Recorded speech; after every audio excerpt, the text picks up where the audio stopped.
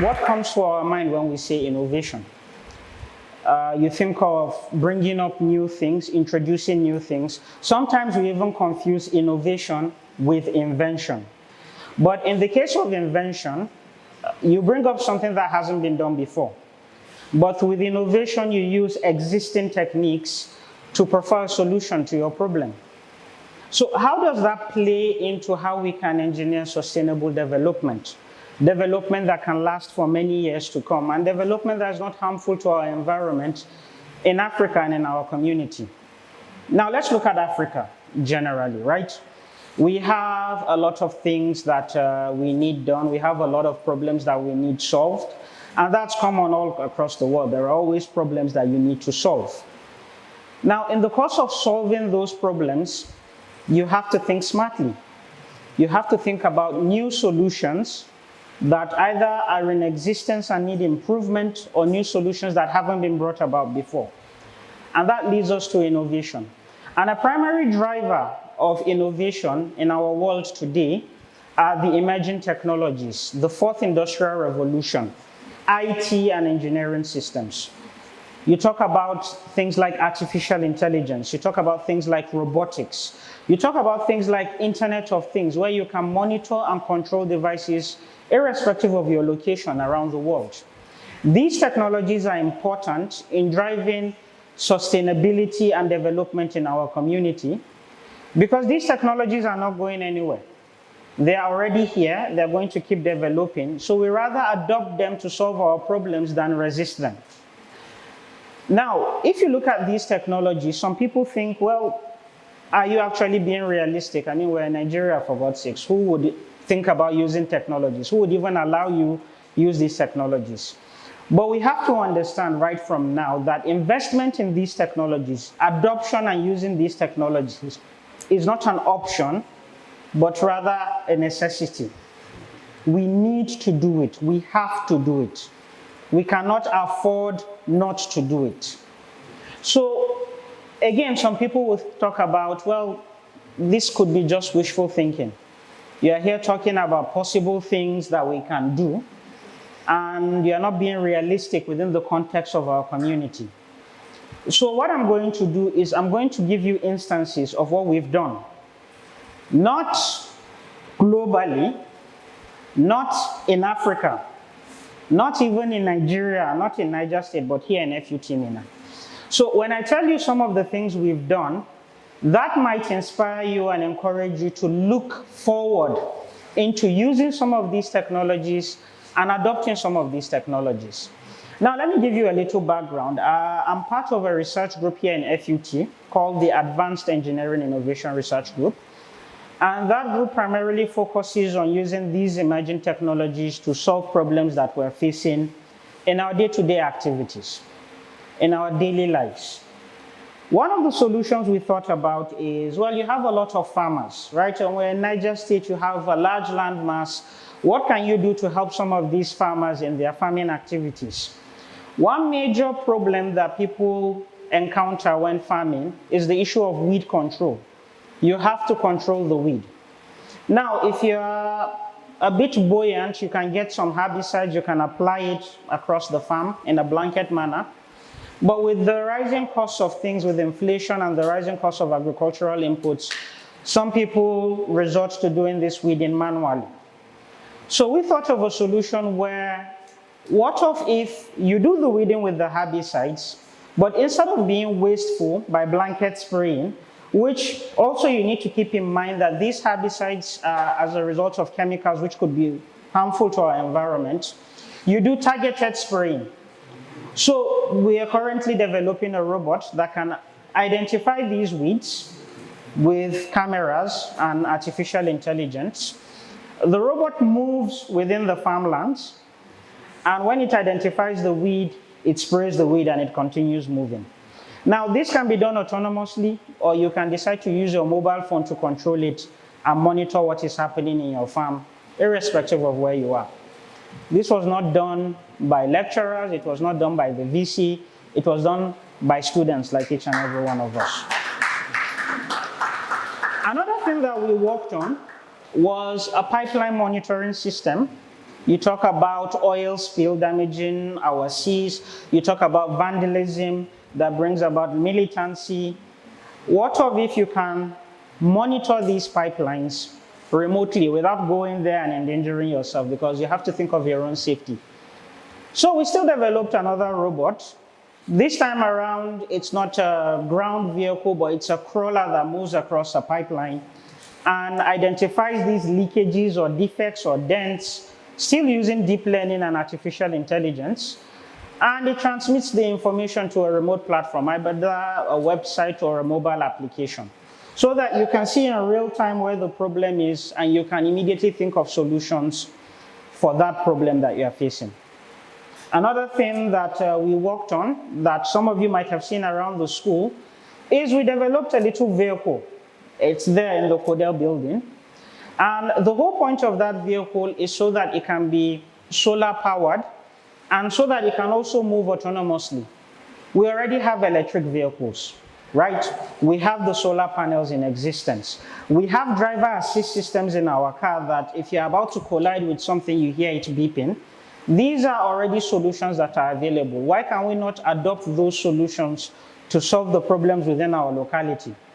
And one of the problems in our locality, if you're coming from Minna to Gidankwano, or you're coming from Bida to Gidankwano, you know our road is very good. You encounter a lot of road defects on the road.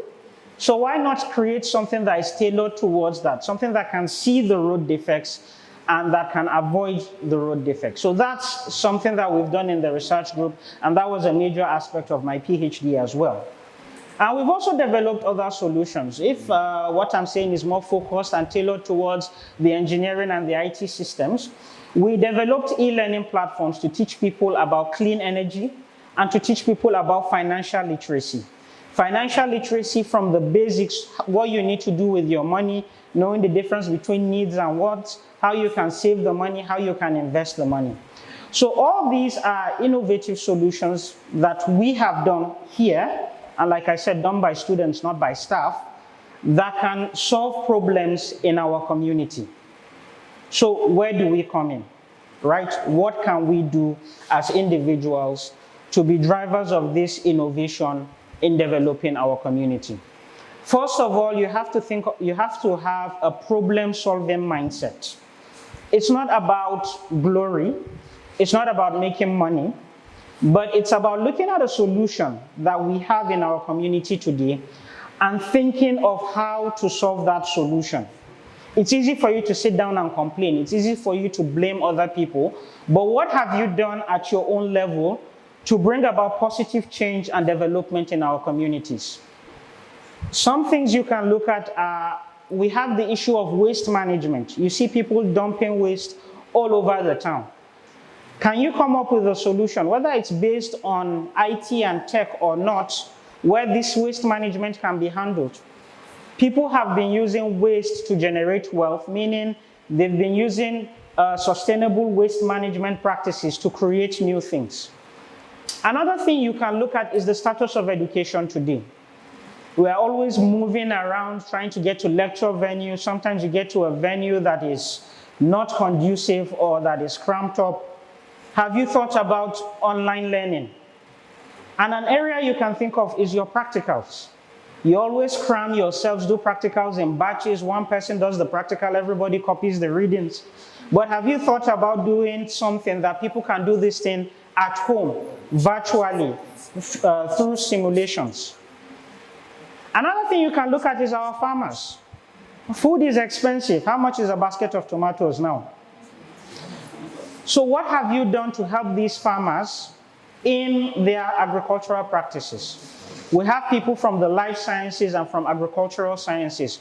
What solutions, what interventions can you come up with to help our farmers to reduce the time it takes to germinate, to improve the yield of their crops?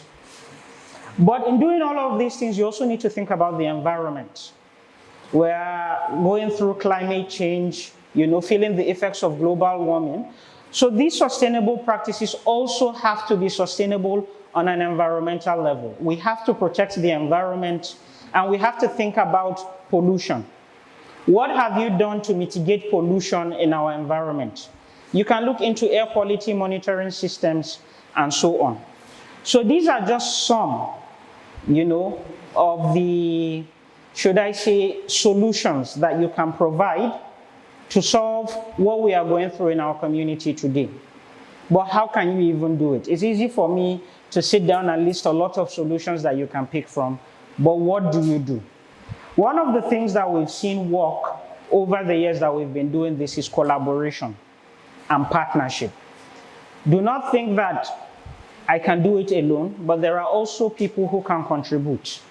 You can be into tech, but if you are preferring a solution that has to do with agriculture, then bring in somebody from agriculture. If you are doing a solution that has to do with policy, bring in somebody from government.